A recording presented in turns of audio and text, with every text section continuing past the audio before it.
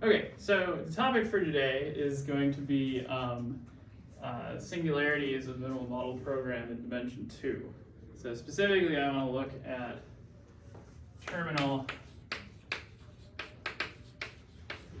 and canonical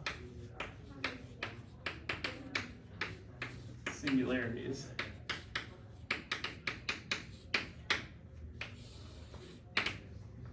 Okay, so the idea here is that when you run the minimal model program, at least in higher dimensions, you have this issue that even if you're just stopping when kx is nef, you get singular varieties. Now, moreover, you may not want to settle for kx being nef. You may want to go all the way to making kx ample. And then the cost of doing that, of making your canonical divisor more positive, is you get worse singularities. So let me just start with the definition. So definition. So we say that a Q-Gorenstein variety X has, well,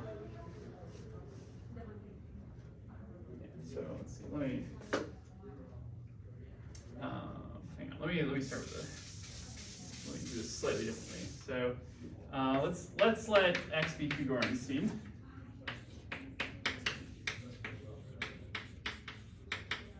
And from Y to X, a resolution of singularities.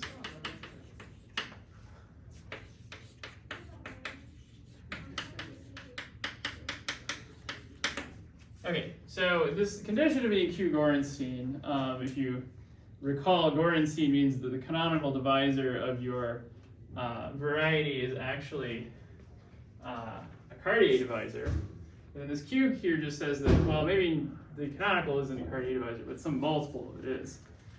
And then you can say you have a resolution of singularities. And the whole point of this Q-Gorenstein condition is so that you can pull back canonical divisor. Okay, and then we're going to write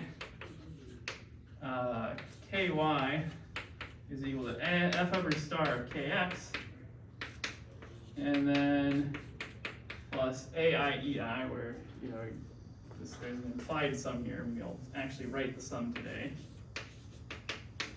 So in birational geometry, it's sort of like in physics, where you'll if you have the repeated index, you're just like, oh, it's an implicit sum over the index, but yeah, we really have a sum over these. And the definition is that we say that X is or has terminal singularities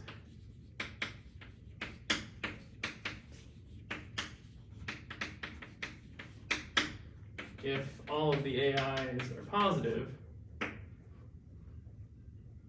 and canonical singularities if they're all non-negative.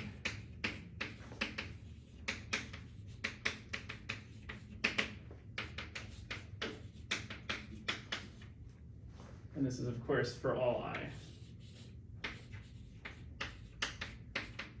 Okay, so already, this definition is not really, it's kind of a weird definition as I've stated it, because it's like, okay, I specified an X and then I said, and then we have a Y, so it should be like, shouldn't this depend on both X and Y?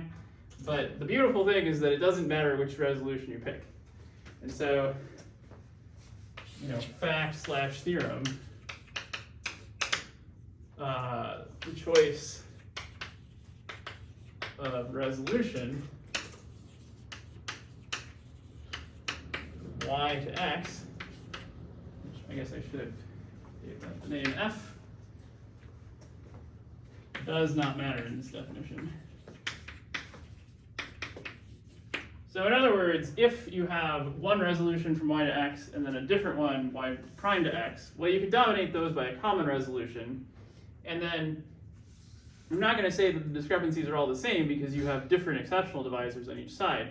But the point is that as long as all of the AIs to start with are positive, then when you keep blowing up, you're just going to get positive AIs. And you can kind of see why that's true, because you can confirm that if you take a smooth variety, it has terminal singularities that any blowup you do. This is easy to confirm for surfaces where you can get to any divisor by just doing an iterated blowup of points. You're always going to get these AIs are positive. And then likewise, if the AIs are non-negative, then just doing further blowups, well, it's actually just going to get you positive AIs. You know, you can show that the set of divisors where the AIs are greater than or equal to 0, that those just depend on the valuations of those divisors and not on the model. Okay, so I'm kind of suppressing a bit of discussion there to say, that I really want to have this definition where I don't care what the resolution is, and in fact, you can confirm that, like, it doesn't matter which resolution you take, but properly stated, it should be like, it should be like for all resolutions or something, to make this like kind of a nicely logically behaved definition. Okay, so my goal for today is to actually give you kind of a concrete description of what these two singularity classes are for surfaces. So for surfaces, in fact, the terminal singularities are just, having terminal singularities just implies your variety is smooth. And then the canonical singularities are going to be this very familiar class of singularities, it's kind of a very nice class of singularities that's been studied a lot, called the Duval singularities. And so my goal for today is to kind of expand on both those ideas.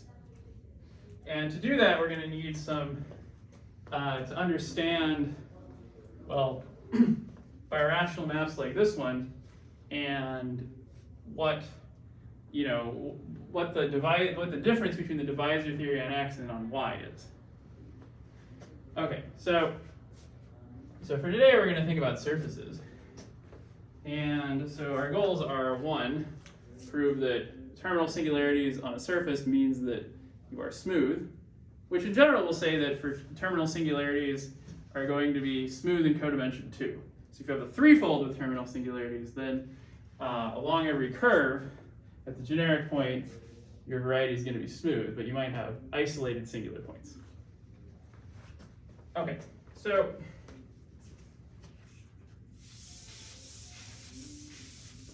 all right, so the next thing I'm going to do is I'm going to prove a couple of statements about birational morphisms like this. And I'm going to prove them both for the case of surfaces. One immediately generalizes to higher dimensions, and the other one doesn't really, I don't really know of a generalization to higher dimensions. But the first one, the negativity lemma,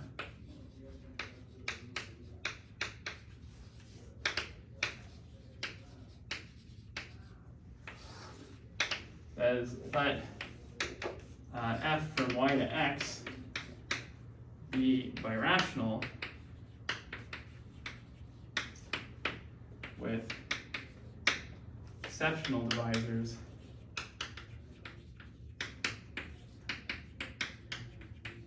EI.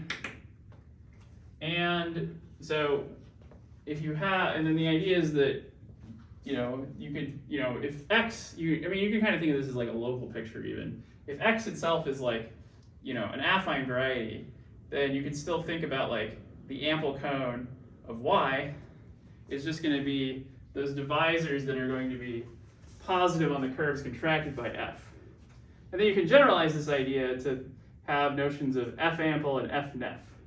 So we say that a divisor D is F nef if it is non-negative on every F exceptional curve.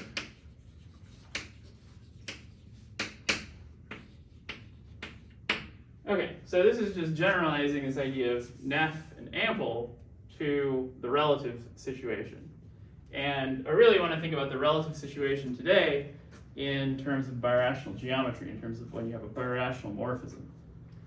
Okay, so let's suppose we're birational with exceptional divisors EI, and let's say that D is equal to the sum of AI EI is F nef. Then the AI are all less than or equal to 0. Which is a little bit funny, right? Because it's like normally you think of, NEF and ample divisors as being positive, and here I'm saying, oh, these have negative coefficients. Well, the point being that, if you think about like your example being like, let's say, let's just say we go from the blow up of a single point in P2, then, then on this variety, if I take 2L minus E is ample on this blow up P of P2, and then if you're thinking of this as a relative, and so on the other hand, 2L is ample over here, so the idea is that minus E is F ample. And in fact, minus E is O of 1 for this blowup, so it's not surprising that it's relatively ample. And the idea is that, well, you have a curve of negative self-intersection, so to be ample on that curve and supported there, you should have a negative coefficient. Okay, so, all right, so here I never said that this was surfaces. This actually holds in higher dimensions, but the proof is just, for higher dimensions, is just to say, well, intersect with hyperplanes until you're in the surface case. And then you can really think about these exceptional divisors as themselves being curves. So for the proof of the negativity lemma, so we can intersect with hyperplanes. And by this I mean, if you take like a very ample class up here, then, its image down here is going to be some, kind of singular hypersurface because like it gets all bunched up, but you intersect enough times and you're going to get a surface here, and this D, it still has this, as you intersect with the hyperplanes, it still has this formulation. So you can really assume everything has dimension 2.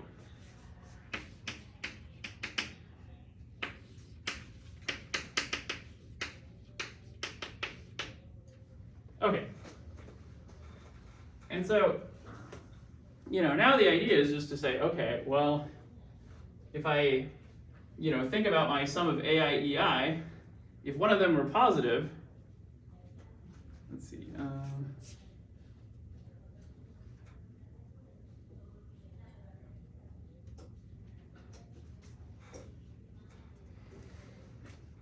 let's see here.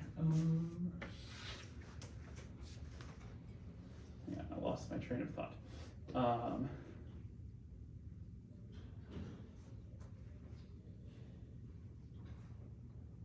Right, maybe I need to prove the other statement first, actually, which is that, maybe I need the Hodge-Index theme for this. So let me state a lemma, which we will prove after, so the lemma is that the intersection matrix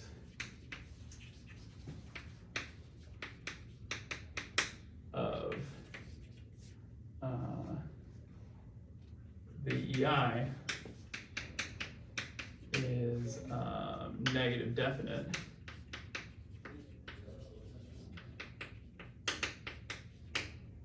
Okay. And so, let's see.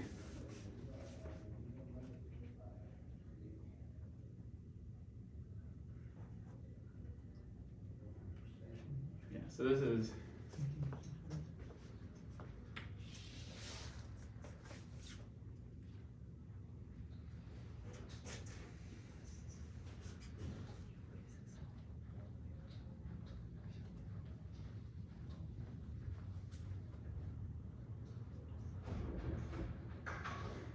sorry, I've totally lost the plot here. It's been a kind of a bad week, I guess. Right. Okay, so the intersection of the EIs is negative definite. Does that help us prove this theorem? Let's see. Yeah, I guess, let's see. So what is the issue here is to say that,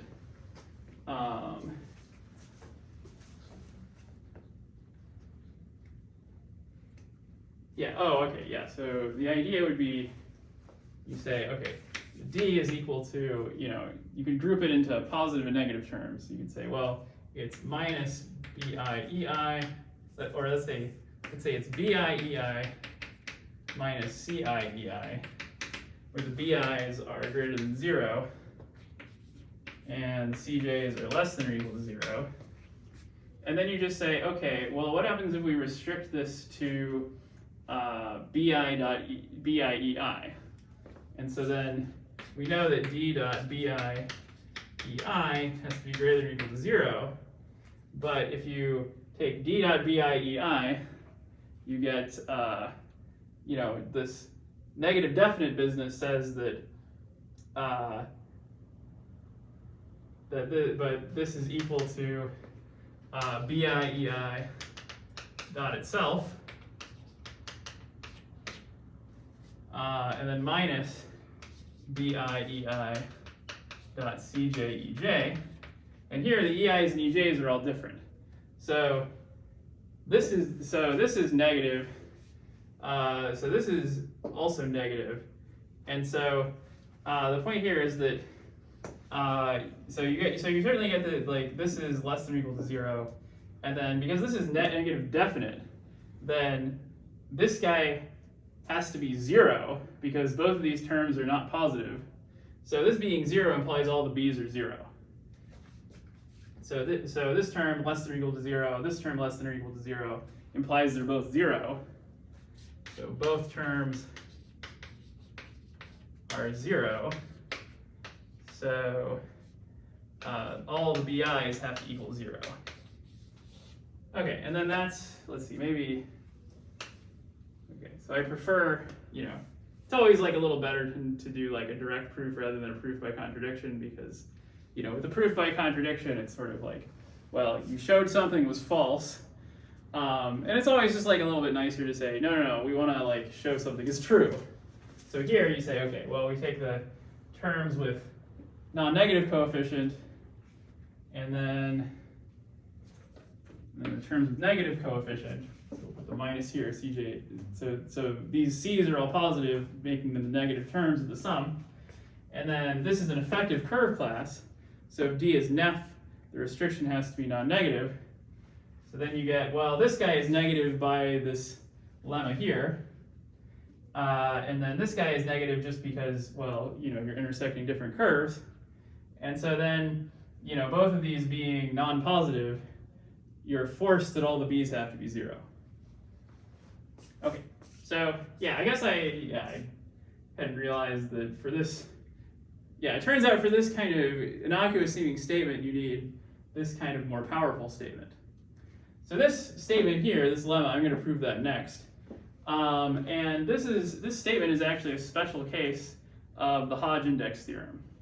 So the Hodge index theorem basically says that if you have a surface, like a projective algebraic surface, and you take the so if you have a projective algebraic surface, and you look at all of the classes that are perpendicular to an ample divisor. So you pick an ample divisor and you look at all the classes which can't be effective because your class is ample. So you take all of the classes that when you intersect them with your ample divisor you get 0, and you can like restrict your your notion of intersection to that space. Then you look at the lattice of divisors in that space, and it's going to be a lattice with negative definite intersection form, which is quite neat, actually. So, I promised you a proof of the negativity lemma, and it's going to require a proof of this other lemma. So proof that the intersection matrix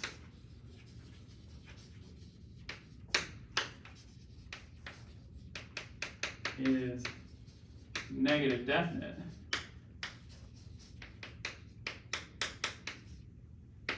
Okay, so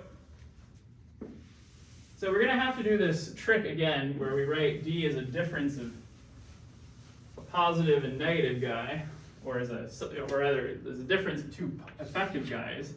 So I'm going to write B equals E plus minus E minus, where both of these are effective. And then we get that D squared is equal to E plus squared plus E minus squared minus 2 E plus dot E minus. And so, well, this guy is always going to be negative. And so you just have to prove that these two are negative. But, here, these are both effective divisors. So it's enough to show that for any effective combination of the exceptional divisors that the square is negative. So it suffices to show that E plus dot E plus is less than or equal to, is less than 0. And, and then assuming like that this is like a positive effective divisor. So this when E plus effective and not equal to 0. Okay, so the idea here is to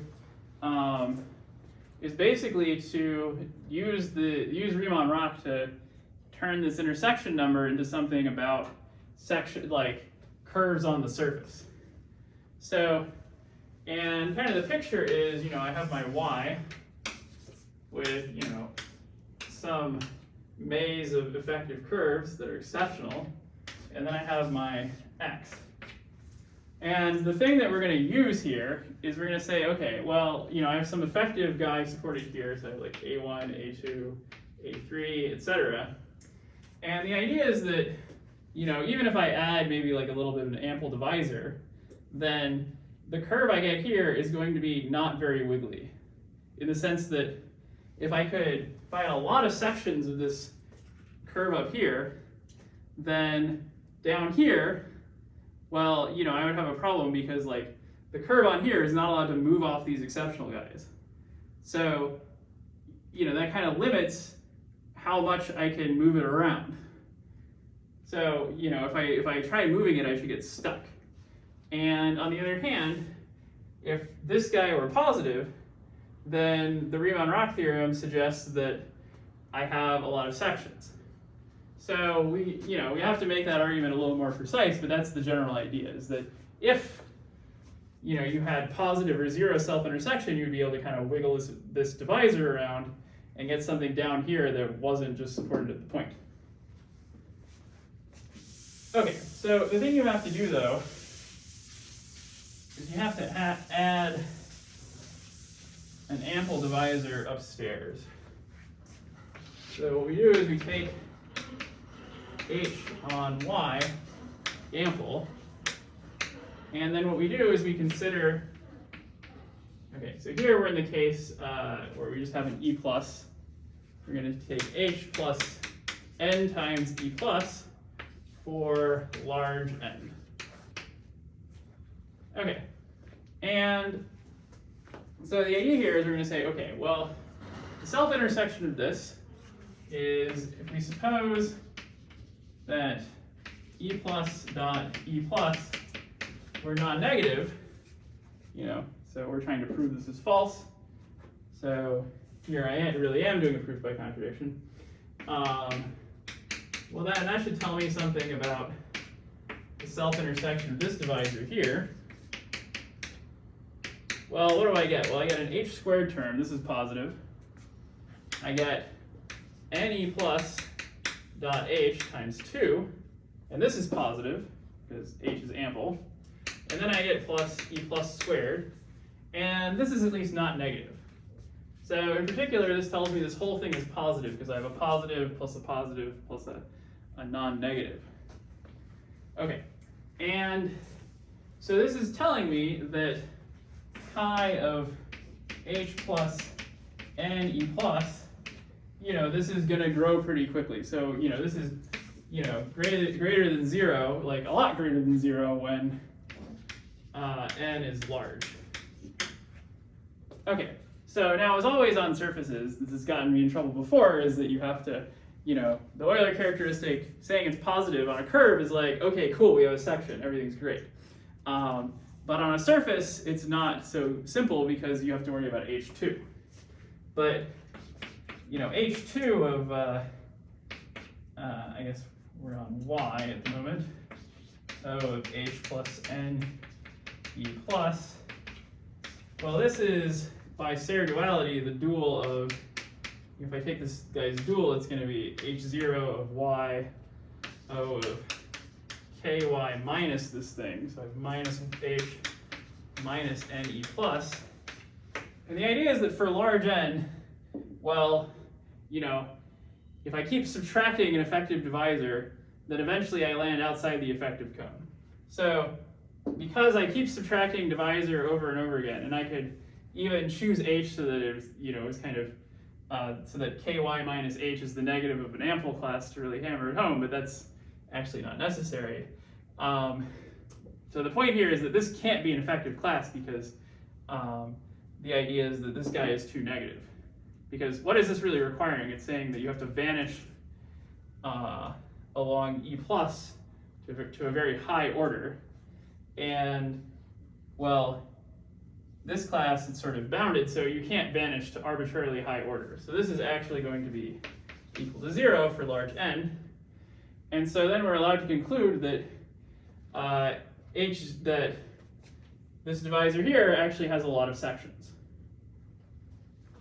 But that is impossible. And the reason for that is because you can, again, use this kind of picture over here. You can think about what's happening on Y and compare it to what's happening on X. So what we have is that H0 of, you know, so the dimension of H0 of Y OH plus N E plus, this is, you know, this is growing pretty rapidly. It's quite large. But on the other hand, if you think about this, like, what's the picture of something in here? Well, it's going to be, you know, some part that's outside these lines, and then in the meantime, you are, you know, forced to be positive along here. So if you take the image downstairs, what you have is that that's going to be some, you know, H along with, you know, like some conditions along the exceptional locus downstairs. So in particular, this vector space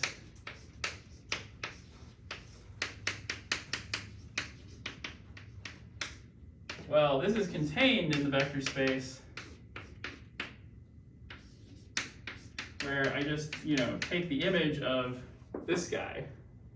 You know, so whatever this is I wiggle it around. It gives me a divisor downstairs, and the class of that divisor as I increase n isn't changing.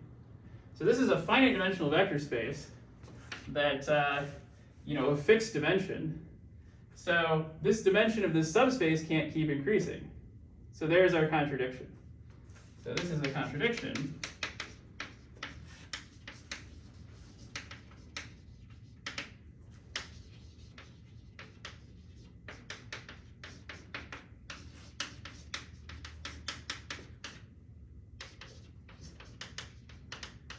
Because this is finite dimensional.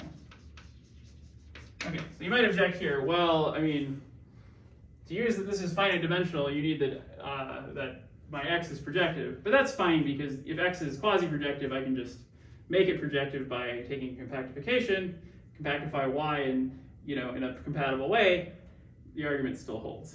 So, so yeah, so this is kind of, you know, it's this neat consequence of this fact that cohomology is always a finite dimensional vector space on a projective variety.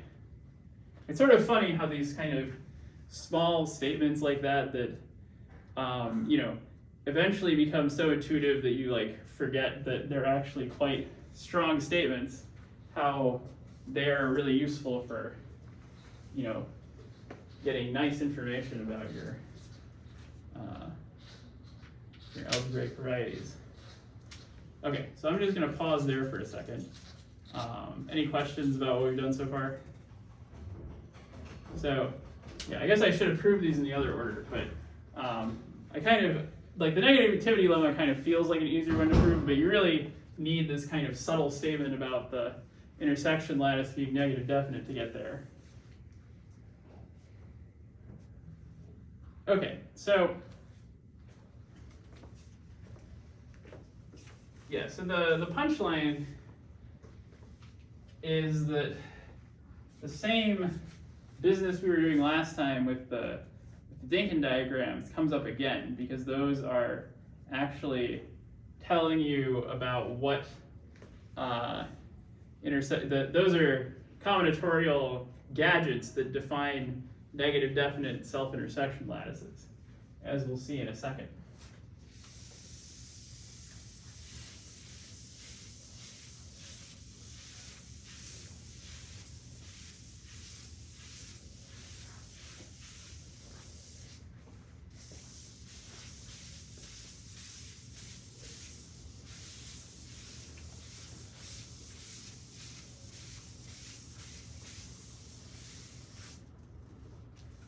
Okay, so the next thing I want to show you is the terminal surface singularities, or let's just say terminal surfaces. So I'll use terminal for a surface with terminal singularities, are smooth. Okay, so why is this? Well, let's let X be terminal.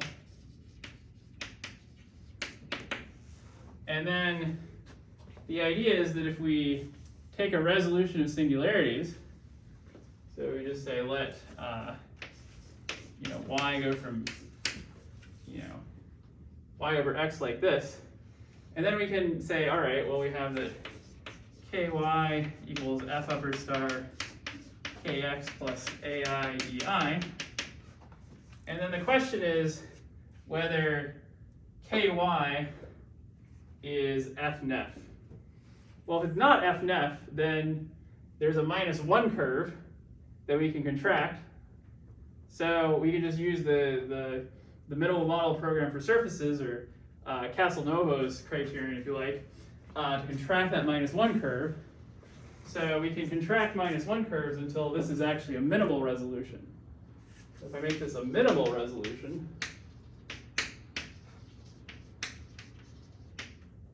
well, in that case, then I have that ky is f-nef. So I have that the sum of ai ei is f-nef. And then all of the ai's are less than or equal to 0. But if this guy had terminal singularities, these were all supposed to be positive. So that means there's no ei's, and y is equal to x. So, but ai greater than 0 by the terminal condition. Okay, so this is, and I suppose I should add that,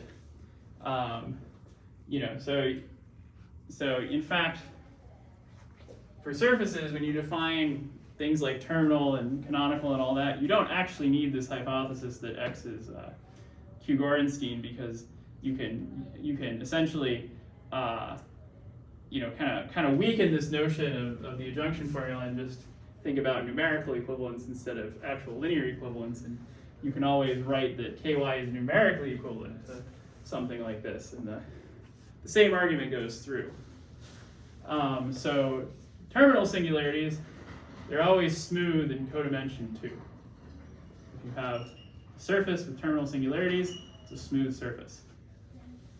But for canonical singularities, it's a bit different. So for canonical singularities, so this codimension 2 comes from this intersection. Yeah. So you just intersect it down, and the point here is that this is that if you intersect something with a Cartier divisor and you get something smooth, then the original thing was smooth too. Which is, this is actually kind of an elementary statement, but it's one that you can learn a lot of algebraic geometry without realizing. Because what does it mean to be smooth? It just means that you can take n Cartier divisors, intersect them, and get a point that doesn't have multiplicity. So you can define smooth inductively that way. You can say that a variety X is smooth if there locally exists an equation, cutting it down by 1, where it's smooth. Of course, we don't normally define it that way, but this kind of inductive notion of smooth is kind of nice for arguments like that. So you can always prove something smooth, so you want to prove it's, like you have a threefold, you want to prove it's smooth along some curve, you cut it with an ample divisor, and then you note that that ample divisor, suitably chosen, it's going to intersect the curve transversely, and you notice, oh, when it intersects, I get something smooth, so therefore, so then the hidden ingredient here is how these singularities behave under this kind of intersection business.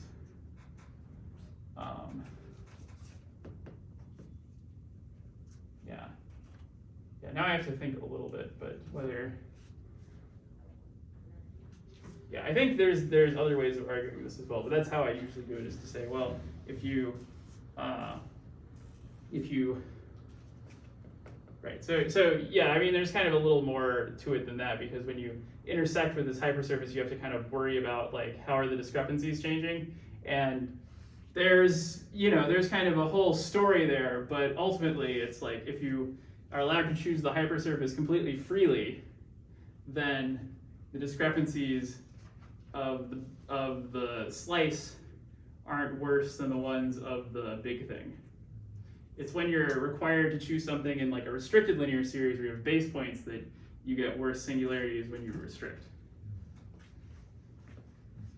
And this is a common thing you have to deal with in birational geometry, but you can just say, well, if I take a base point free linear series, then there's kind of a Bertini type theorem that says that like things in the linear series don't get too singular. Just like in a smooth variety, like a random hypersurface is smooth, then in like a terminal variety, like a random hypersurface is going to have, I believe it'll have terminal singularities. I'd have to check that, but I think you can just kind of naively plug in the injunction formula on both sides and see what happens, and you can just see, oh, the resolution over here is also a resolution over there. So let's see, I guess, to do this properly, I suppose you'd have to do, you have your resolution y to x, and then you take some like h in here, and then you have kind of like f lower star of h. And then, this diagram commutes, and then, the idea is you want to just sort of check what all the adjunction says. And then, this argument, like this downstairs, it should be like a Cartier divisor that, that's chosen to kind of intersect, like say this is a threefold, then you just choose this h to intersect the, appropriately the strict transform of whatever curve. I mean, the point is, if it's an ample divisor up here, then it'll be its contraction down here will also be ample. Good question, though. Okay, so for canonical singularities,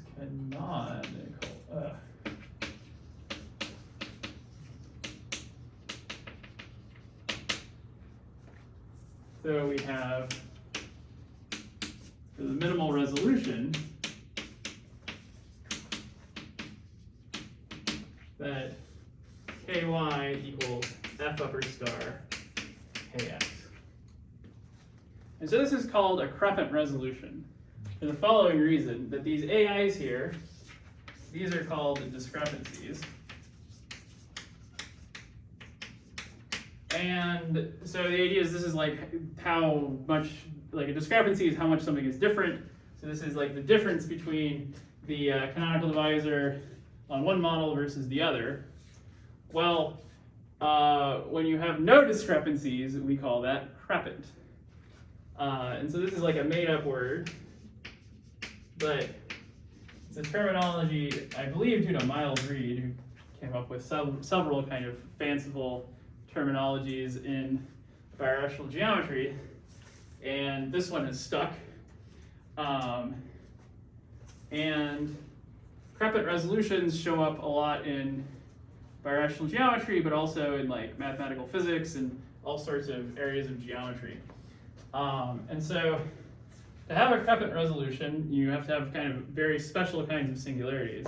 So in dimension 2, every canonical singularity has a Krepin resolution. Higher dimensions, this is not true anymore, because any terminal singularity is canonical, and in dimension 3 you have terminal singularities that are not, that are not smooth. So those won't admit Krepin resolutions, for example. Okay, so this condition is very nice, because we can say that if E is exceptional, then I have that K plus E restricted to E. Well, this is something pulled back from the base, so it's 0 on the exceptional curve. And so this is just E restricted to E, and this must be negative. Okay, well, on the other hand, this is the canonical divisor on E, and so we have that E must be a rational curve of self-intersection minus 2. We have that E is isomorphic to P1, and then E squared equals minus 2. Really, I should write those up here. So E is P1.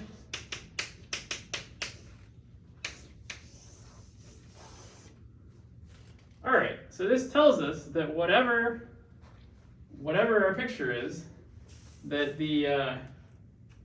that what happens is we have the ky is f upper star kx, and the exceptional divisors are a bunch of minus 2 curves, and and then all we have to do next is just figure out how they fit together. And so the punchline is going to be that the minus 2 curves are going to be arranged in, they're going to intersect in some way, and then you can write down the dual graph. There's just a node for every curve, and then you connect the nodes if curves intersect. So here, I'll just draw them in parallel. So I have a node here, a node here, a node here, a node here, and then 2 nodes here. 1, 2, 3. 1, 2, 3, 4, 5, 6. 1, 2, 3, 4, 5, 6. And this is the picture you get. You get this dual graph.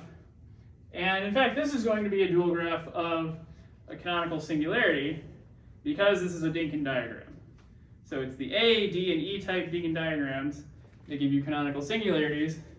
You have, for the entire A series, the entire D series, and then it's E6, E7, and E8 are the only E's that actually give you Dynkin diagrams, because those are the only ones where the lattice is where the lattice is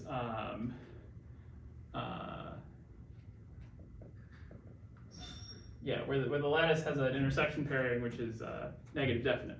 That's the word I was looking for, negative definite. Okay, so let's see. So the simplest case though is the A1 singularity. So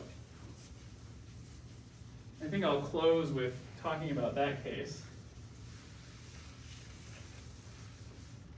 So the simplest, non-trivial canonical singularity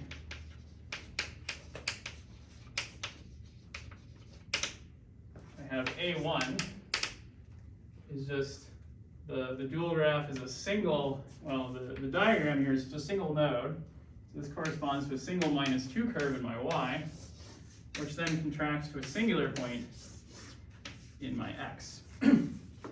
And, well, how do we see such a thing? Well, this is a singularity you've seen before. Namely, this singularity comes from just the simplest ordinary double point on a, if you just take the singular conic in A3. So if I look at V of xy minus z squared in A3, this is a singular quadric. And what is this? Well, this is just the cone over a degree 2 smooth hypersurface in P2. I mean, you could say this is the cone over a conic, but that's kind of a silly way to describe it because we call it a conic because it's the section of a cone, right? So it's like, you know, like it's sort of like self-referential like terminology, and so it's kind of not really great. So this is, you know, the cone over a non-singular quadric in P2. And the idea is that if you blow up, then when you blow up, then you're going to get a curve of self-intersection -2. So how does that work? Well, if I blow up this point,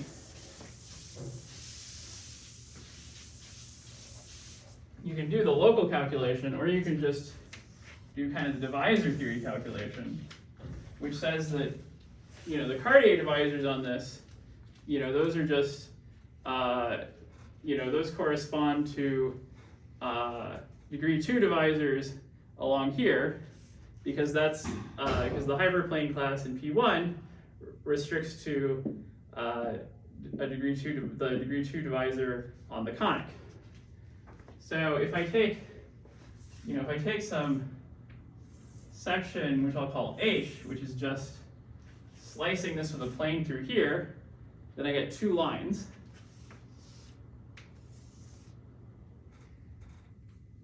So I'll call this my divisor D. And then if I take F upper star of D, then that's going to equal, you know, I'll have some picture like this.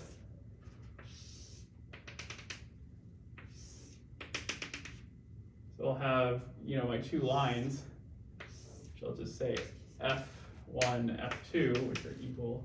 And then I'm going to have, maybe it should be 2 times the exceptional divisor here. So hopefully I get the right thing. Yeah, and so the idea is that if I take self-intersection of D, then I should get 2 because, well, I'm intersecting 2 planes. You know, if I, you know, one plane just gives me the conic and the other plane gives me this D. So if I intersect them, it should be 2 points. Well, if I take F upper star of D squared, this is going to be, you know, I have these 2 fibers which are the same and they don't intersect each other. So then I have 2F plus 2E squared. So this should just be F plus 2E plus E squared times 2. This is 2, then this gives me that, okay, so this is E dot F. And so this F squared, well, you can see these don't intersect, so I just get 0. And so then I get 2 is equal to 4 E dot F plus 2 E squared. And then E dot F is just equal to 1. I'm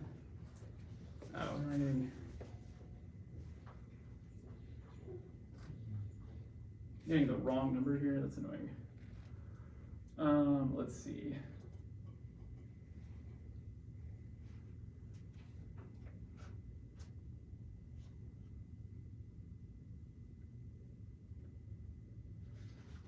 Let's see here. Yeah, the whole point here is to show that E is a -2 curve. So if E is a -2 curve, then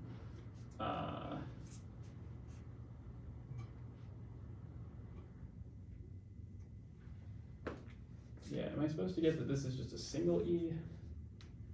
That -2 plus 2F. If I square this, hang on. Here, this guy should be like, if I square this, this would be a, oh, this should be like, So 2F plus 2E squared should be 4. oh, that should be a 4 there, Okay, so already then this can't be quite right, because this should be, like, this guy is not, like, I should be getting an integer, right? So maybe this was supposed to be a single e, but then this would be a 4, and e. Okay, so this gives me the right number, so then we have to justify why this is the correct thing. So this should be 2 is 4 plus e squared is minus 2. So I get, yeah, so here I get 4 plus e squared is 2, and this implies that e squared is minus 2. Okay, so let's see. So then the problem here becomes that, yeah, so it's like, y is the multiplicity of d along E1 as opposed to 2. And this is just like a local calculation. You can, you can just do the blow up and in local coordinates compute this pullback. And then you can see, oh yeah, this E, it vanishes to order 1 here. It looks a little funny because, hey, there's 2 fibers here. But the point is that, so you'd say, oh, well, does it vanish along one of the lines to order 1/2? And in fact, it does, because you can view this as like a Z2 quotient, is one way to think about it. And another way is just the fact that each line is not itself Cartier. Okay, so yeah, so I think this calculation is a little incomplete because it's like we didn't justify what coefficient goes here. In fact, the coefficient that goes here should be a 1. I suppose you could work it out just by like trying different numbers here and seeing which of them give you something sensible, and in fact it's only going to be a 1. But it would be better just to do the local calculation, and so I think that's a good homework problem just to, I think I assigned this as homework at one point just to compute this blow up anyway. So compute this blow up and then see if you take the pullback of something like, if you take the pullback of like x plus y, see what it looks like over here. It should vanish to order 1 along that exceptional curve. Okay, so next time we're going to prove the ADE classification of these canonical singularities. And it all comes down to this version of the Hodge index theorem that says that the self-intersection matrix of all the exceptional curves is going to be negative definite.